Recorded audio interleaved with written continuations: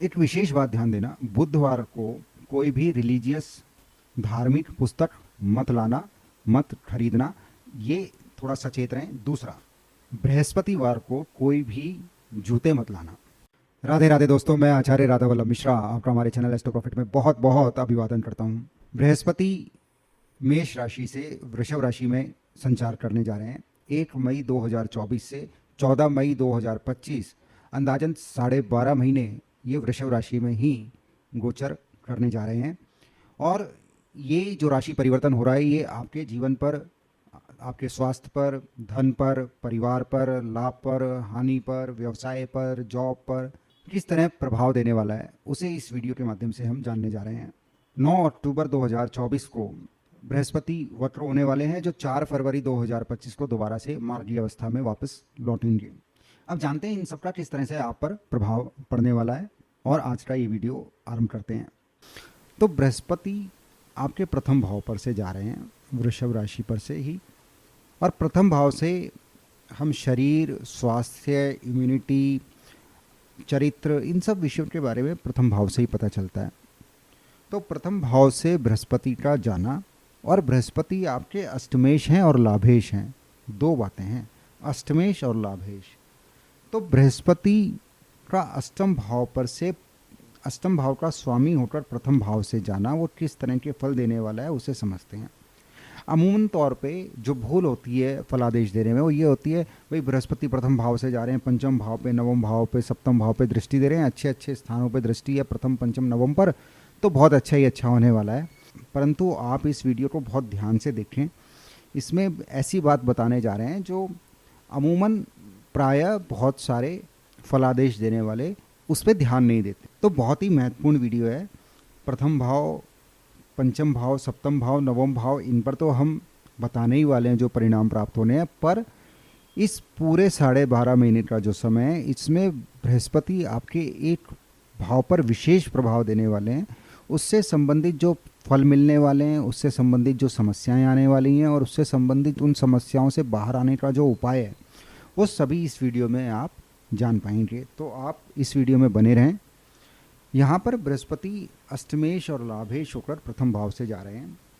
तो प्रायः जो नियम है उस अनुरूप जो सबसे इम्पॉर्टेंट बात फलादेश में महर्षि पराशर ने भी और फल दीपिका में मंत्रेश्वर जी ने भी जो बताई है, वो ये मान हानि होने की बहुत संभावना ऐसे में रहती है, तो बहुत सचेत हो जाएं। अब मान हानि किस तरह से होती है? या तो आप अष्टमेश है बृहस्पति, तो या तो ऐसी गतिविधि में आप लिप्त हों जो कानूनी दायरे से बाहर हो, या कभी कभी किसी झूठे इल्ज़ाम में न फंस जाएं, ऐसी भी संभावना है। झूठा आरोप प्रत्यारोप हो जाए, ऐसी भी स्थिति शायद बन जाए। तो बहुत ही सचेत रहना है। यहाँ पर जो बृहस्पति जब प्रथम भाव पे से जाते हैं, तो मान हानि, व्यवसाय अथवा जॉब में परेशानी, उसमें अड़चने आना, बृहस्पति स्पेशली यहाँ पर तो अष्टमेश है। राज भय, अर्थात गवर्नमेंट की तरफ से कोई विपदा आनी, आपने यदि सही से टैक्स नहीं भरा तो पेनल्टी आ जाए, कोई केस आपका ऐसा फंस जाए जिसमें आपको सज़ा मिल जाए, तो राज भय इसमें होता है। और सबसे इम्पॉर्टेंट, प्रथम भाव से बृहस्पति जा रहे हैं, तो मानसिक जो है वो व्यथा जो है वो बढ़ जाती है। अष्टमेश हैं, इस वजह से आप जिस भी कार्य में जाते हैं वहाँ पर उसमें अड़चने आना, उसमें विलंब होना, ये भी संभावना यहाँ बढ़ जाती है।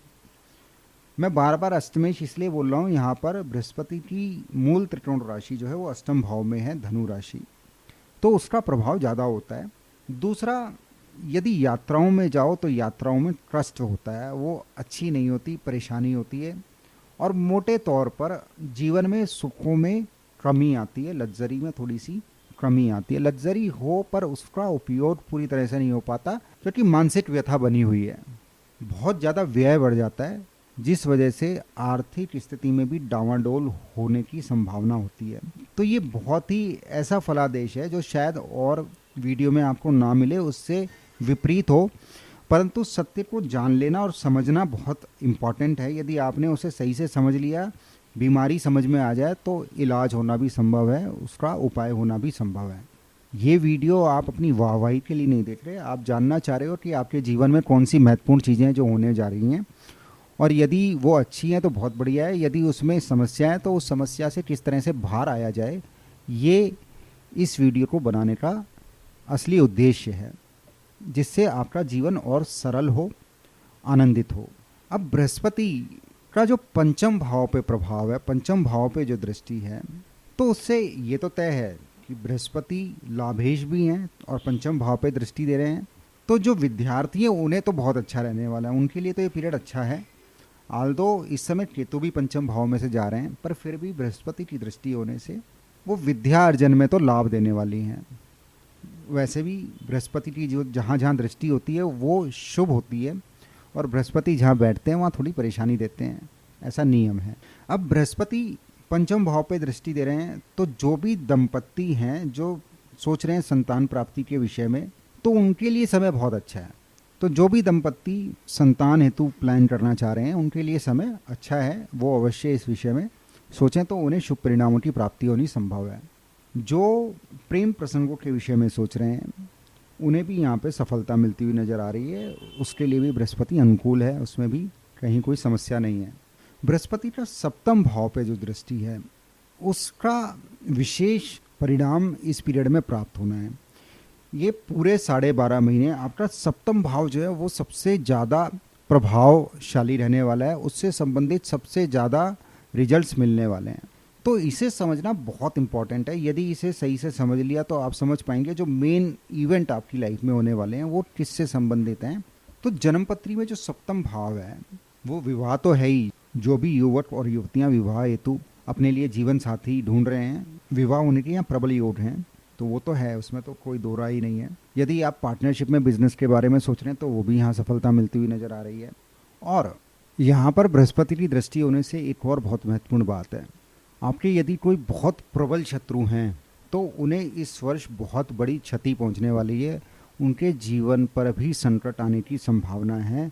ये एक बहुत विशेष फलादेश है। दूसरा, बृहस्पति जब सप्तम भाव पे प्रभाव दे रहे हैं तो अष्टम भाव आयु स्थान है, और अष्टम भाव से द्वादश भाव होने की वजह से, आयु की हानि होने की वजह से सप्तम भाव मारक स्थान भी है। तो जिन किसी की भी जन्मपत्री में आप आज ही अपनी अपनी जन्मपत्रियां जो हैं उन्हें देखें, यदि उसमें बृहस्पति की दशा चल रही है या मंगल की दशा चल रही है अथवा बुध की दशा चल रही है तो बड़े सचेत हो जाएं, सावधान हो जाएं, सेहत पर दुष्प्रभाव होने की संभावना है। तो अवश्य ही महामृत्युंजय मंत्र का जाप आपको नियमित रूप से करना ही चाहिए, हो पाए तो 5 माला तो रोज होनी ही चाहिए। इतने से उपाय से प्रभु ने चाहा तो बड़ा संकट आने से टल जाएगा। और ऐसी कहावत भी तो है ना, पहला सुख निरोगी काया। यदि स्वस्थ शरीर है तो सब चीज़ें संभव हैं। तो जिनकी भी जन्मपत्री में मार्केश की दशा चल रही है तो वो बड़े सचेत हो जाएं, स्पेशली मंगल, बृहस्पति और बुध। अब यहाँ से बृहस्पति नवम भाव पे दृष्टि दे रहे हैं। नवम भाव जो है वो शनि की राशि मकर है वहाँ पर, और यहाँ शनि की नीच दृष्टि आ रही है। अष्टमेश की दृष्टि नवम भाव पर है, लाभेश की दृष्टि नवम भाव पर है। तो यहाँ पर दृष्टि होने से बहुत बार या तो ये धर्म के प्रति बहुत ज़्यादा आपको बहुत डिवोटी बना दे या धर्म से बहुत दूर ले जाए, दोनों संभावनाएं हैं। क्योंकि यहाँ पर जो फल मिलना है वो एक्सट्रीम पे मिलना है, या तो बहुत ज़्यादा आप धर्मात्मा हो जाएं या पूरी तरह से धर्म का रास्ता छोड़ दें, ऐसी भी संभावना है। और यहाँ पर बृहस्पति बहुत बार तीर्थाटन पे ले जाता है, ऐसी भी स्थिति बनती है।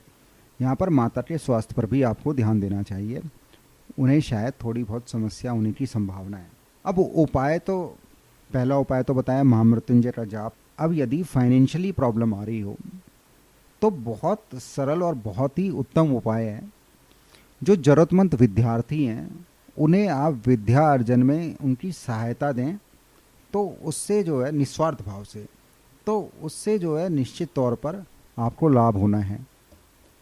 दूसरा, एक विशेष बात ध्यान देना, बुधवार को कोई भी रिलीजियस धार्मिक पुस्तक मत लाना, मत खरीदना, ये थोड़ा सचेत रहें। दूसरा, बृहस्पतिवार को कोई भी जूते मत लाना।